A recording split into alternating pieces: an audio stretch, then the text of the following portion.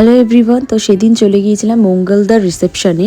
মঙ্গলদা হলো আমাদের কলেজের একটা দাদা। তো তার রিসেপশনে আমরা চলে গিয়েছিলাম, আমি, আমার হাজব্যান্ড, আমার মেয়ে আর আমার ননদের বর আর তার ছেলে। আমরা চলে গিয়েছিলাম। চলে গিয়ে দাদাদের হাতে, দেখো দাদা বৌদির হাতে তার গিফটটা দিয়েছিল। তো গিফটটা দেখে দাদা বৌদি খুবই খুশি হয়েছিল, আমিও দেখে খুবই খুশি হলাম।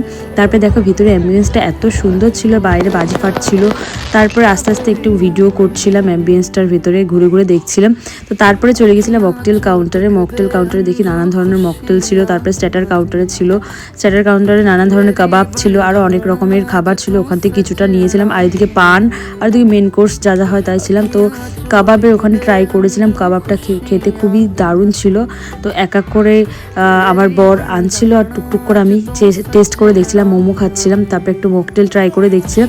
বেশ মোটামুটি খুবই ভালো ছিল। তারপরে ফুচকা ছিল, ফুচকা দেখে তো নিজেকে লোভ সামলানো যায় না, অবশ্যই দুটো ফুচকাও খেয়ে নিয়েছিলাম। তারপরে চলে গেছিলাম একেবারে মেন